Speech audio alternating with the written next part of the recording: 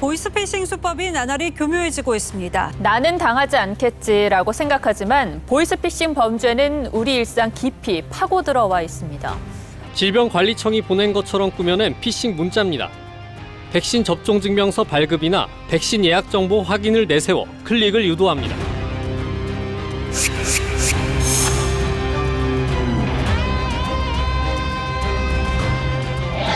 교수, 변호사, 심지어 경찰까지도 당한다는 보이스피싱에 관해서 상세하게 알려줄 분을 모셨습니다. 어서 오십시오. 어서 오세요. 자, 먼저 자기소개 부탁드립니다. 네, 안녕하세요. 금융감독원 금융사기 전담대응단의 김선아 선임입니다. 금융사기 전담 대응단이라고 하셨는데 어떤 부서인가요? 네, 먼저 금융감독원은 금융회사에 대한 검사와 감독을 수행하는 기관인데요. 그 중에서 금융사기 대응단은 흔히 보이스피싱이라고 말하는 전기통신 금융사기 피해를 예방하기 위해 만들어진 부서입니다. 금융사기 피해자들의 금전 손실을 최소화하기 위해서 제도 개선과 피해금 환급 업무를 담당하고 있고, 보이스피싱 범죄로부터 금융 소비자의 재산을 보호하는 역할을 수행하고 있습니다. 두 분 혹시 보이스피싱 전화 받아본 적 있으신가요? 전화도 받아봤고요. 문자는 뭐 오늘도 왔을 거예요, 아마. 아니 저는 사칭을 해가지고 지금 어디 남부지검 검사인데 네. 대포통장 사건에 연루되었다 해서 놀래서 제가 아는 마침 검사님이 있어서 문자를 했더니 보이스피싱이야. 왜 이렇게 순진하냐고 그러니까요. 혼났던 기억이 있어요. 근데 참 이게 남 얘기 네. 들을 때는 도대체 그걸 누가 당해? 라고 생각을 하는데 네. 실제 당하는 사람이 많답니다.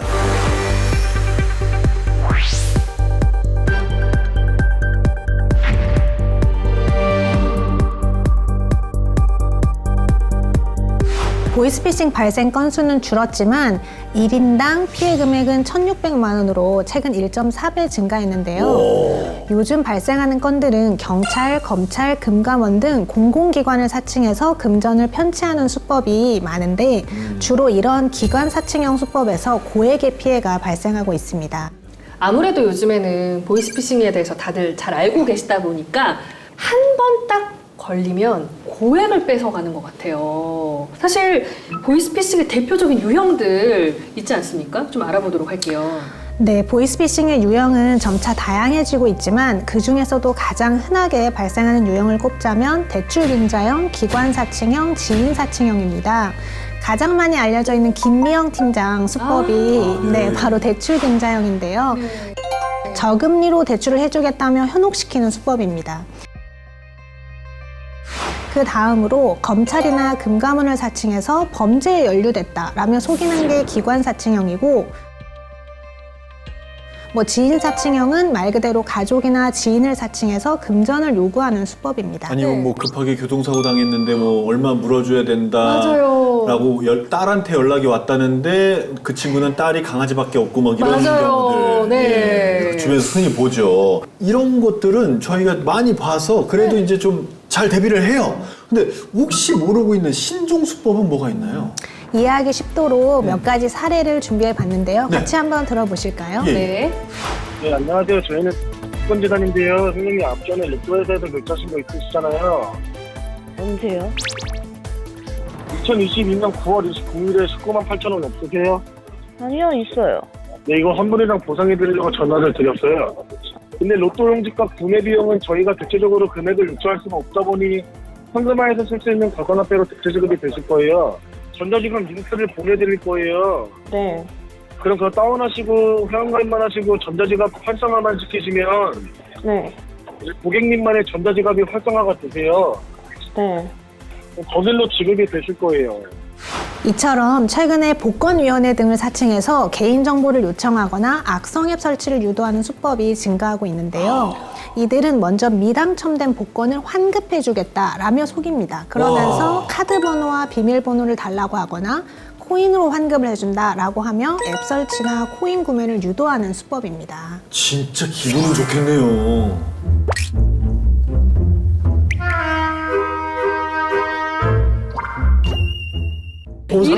이러니까 네. 당하시는 거예요. 너무 당할 사람이구나. 아니 그래서 오늘 잘 알아보셔야 돼요. 예. 이게 사실 복권은 카드로 살 수 없잖아요. 그죠. 이게 카드로 환급해준다는 말이 좀 안 맞는 것 같은데요. 네, 맞습니다. 국내에서 복권을 살 때는 현금으로만 구매하게 되어 있죠. 하지만 로또 예상번호 사이트에 가면 카드로 결제하는 경우가 많아요. 그래서 이런 점을 이용해 피해자들에게 접근을 하는 겁니다. 사실 무엇보다 환급이라는 단어에 혹할 수 있을 것 같은데 혹시 또 이런 비슷한 사례들이 또 있을까요?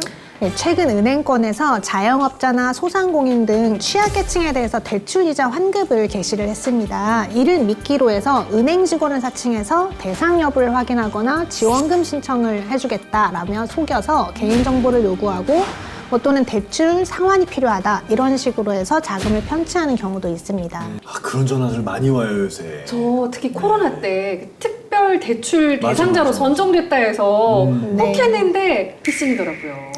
뭐 정부 자금 지원 뭐 네. 이런 것도 얘기하고. 거기서 힘든 거 어떻게 알았지? 그렇게 그러니까. 되게 신기했는데 네. 피싱이더라고요. 물론 당연히 정부가 그런 자금을 지원하는 게 많기도 하고 맞기도 하고 그런데 그런 걸 본인이 알아보고 검색해서 들어가서 하는 게 아니라 연락이 올 때는 이게 함정일 수도 있다는 걸 알아야 돼요. 그렇죠. 항상 의심하고 또 의심을 해봐야 될 것 같아요. 야, 이게 함정들을 곳곳에 파놨군요.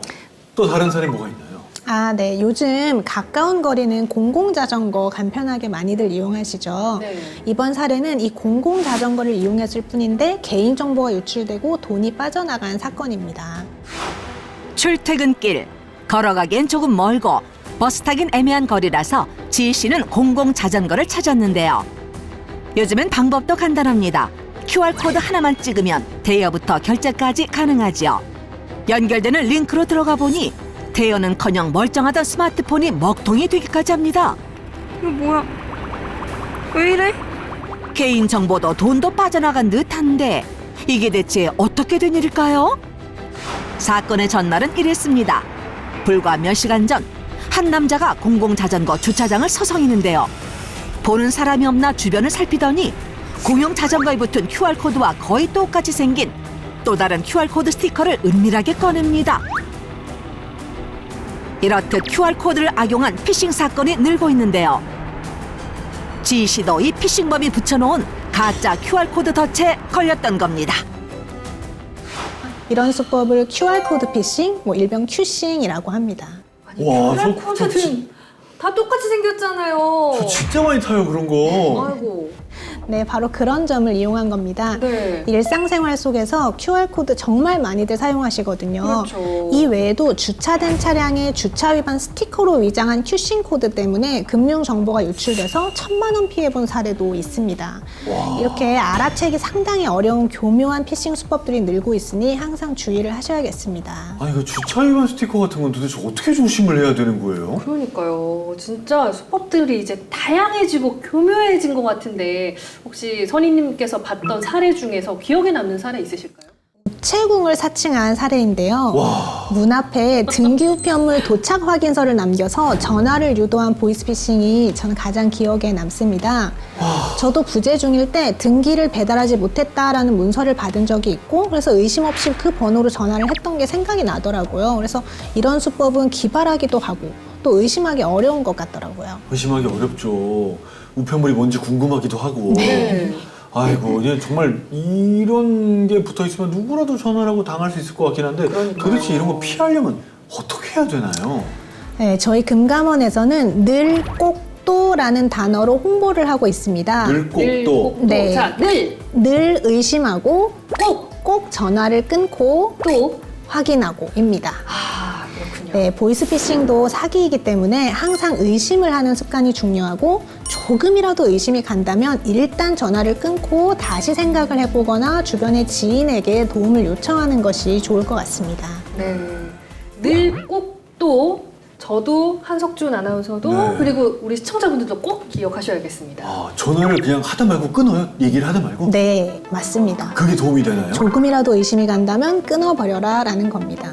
어차피 중요한 전화는 다시 걸려오게 되어 있으니까요. 그렇군요. 아, 이렇게 한번 끊어버리는 게 도움이 된다. 어떤 게 의심이 들어야 되는 건가요? 어떤 얘기일 때 망설이지 말고 끊어야 되나요? 네, 금감원에서 2023년 상반기에 제보를 받은 보이스피싱 사건들을 분석을 했는데요. 함께 들어보시죠. 네. 네. 여보세요? 네, 여보세요? 혹시 본인 되십니까? 네. 저는 서울중앙지검 최진호 사무관입니다. 성매매 특별법 위반 및 불법 자금 머니건으로 몇 가지 조사차 연락드렸습니다. 시중에는 목소리 자범이나 제3자의 목소리가 개입되면 안 되고요. 예, 본 사건이 종결되기 전까지 제3자에게 사건 내용 발설하시면 안 됩니다. 님들 담당자고요. 지금 대출 진행 결과가 나오셨고요.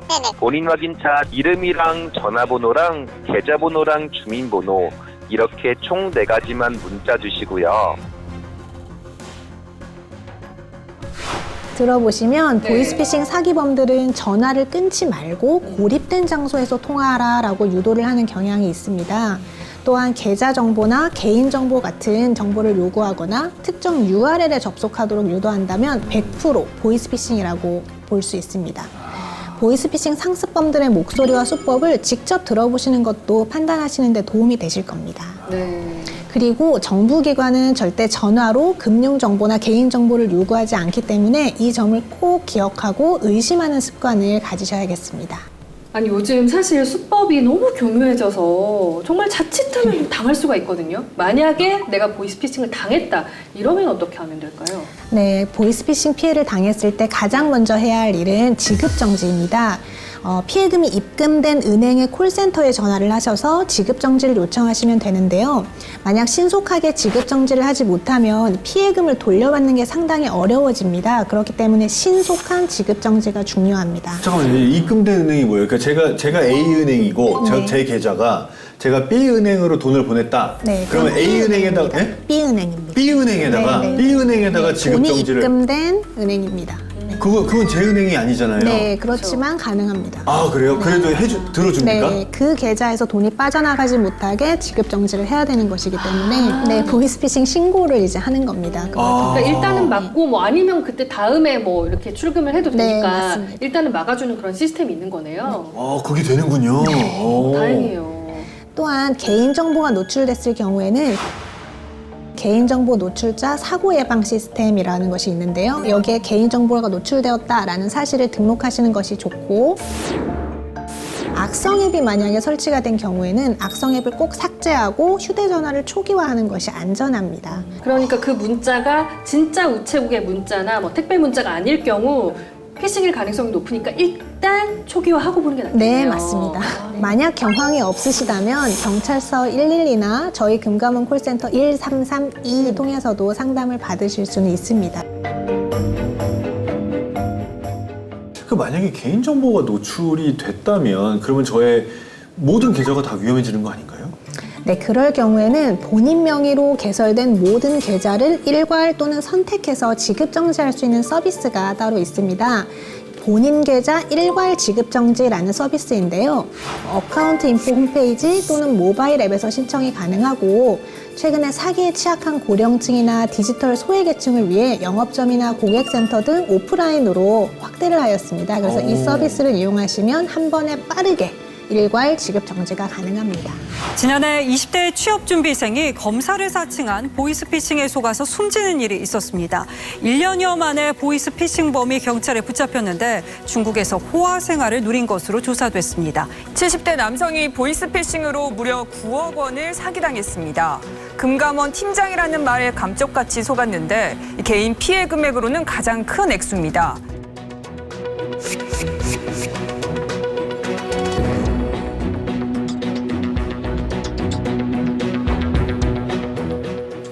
네, 앞서 말씀 나눴듯이 이제 그 1인 피해액이 굉장히 커졌거든요. 억대 피해도 생기면서 너무나 안타까운 극단적인 그런 선택을 하시는 분들도 있는데 이런 피해자분들이 구제받을 그런 방법은 없을까요? 네, 저도 그런 소식 접할 때마다 가슴이 먹먹하고 안타까운데요.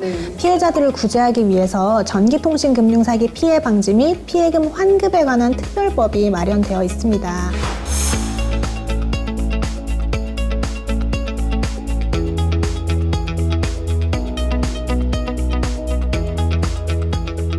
피해자가 피해구제 신청을 하는 경우에는 관련 계좌 지급 정지와 채권 소멸 절차를 거친 후에 채권 소멸일로부터 14일 이내에 금감원이 환급액을 결정해서 금융회사에 통보를 하게 됩니다. 그러면 그 피해 환급금은 어떻게 결정이 되고 언제 환급받을 수 있을까요? 네, 피해 구제 신청서 제출부터 환급금 지급까지는 약 3개월 정도 소요가 되는데요. 피해 환급금은 피해자가 여러 명일 경우 사기 이용계좌 잔액이 피해금 전액보다 적을 수가 있습니다. 이 경우 사기 이용계좌 잔액을 피해자별 피해 금액에 비례하게 나눠서 환급금이 결정하고 있습니다. 혹시 이런 구제에 관한 이 정책의 변화는 혹시 없을까요? 네, 최근 오픈뱅킹처럼 신속하고 간편한 비대면 금융거래로 금융생활이 많이 편리해졌죠. 네. 그만큼 사기 피해에 또 취약한 측면이 있어서 이를 우려하는 목소리도 커지고 있는데요. 이런 문제를 방지하기 위해서 금감원에서는 비대면 금융거래 차단 서비스 도입을 추진을 하고 있습니다. 네, 그래서 금융소비자가 한 번의 신청으로 비대면 계좌 개설이나 오픈뱅킹 등 비대면 서비스를 미리 차단하는 서비스예요. 그래서 간편함보다는 안전한 금융거래를 원하시는 분들을 위한 제도입니다. 금융사기 대응단으로서 이제 시청자들께 이 점은 꼭 명심하셨으면 좋겠다 하는 부분이 있을까요? 네, 주변 사람들과 보이스피싱을 화두로 이야기를 나누다 보면 나는 그런 거 절대 안 당한다. 그런 걸 대체 왜 당하냐? 라고 자신만만하게 이야기하는 분들이 많으세요. 하지만 최근에는 절대 당하지 않을 것 같았던 경찰이나 금융기관 종사자분들도 피해를 입는 등 수법이 날로 진화를 하고 있습니다. 그래서 항상 나도 언제 어디서든 당할 수 있다라는 마음가짐으로 개인정보를 소중하게 관리하고 주의하는 습관이 필요할 것 같습니다. 금감원 보이스피싱 지킴이 홈페이지에 접속을 하시면 보이스피싱 대응 요령이 잘 정리가 되어 있습니다. 이것을 핸드폰에 저장을 해놓고 주변 지인이 급한 상황일 때 피해 예방을 위해서 보내주시거나 하시면 좋을 것 같습니다. 네. 감사합니다. 특히 저희 이제 어르신들께 이 내용들 많이 보내주시면 좋을 것 같아요. 오늘도 귀한 시간 내주셔서 감사합니다.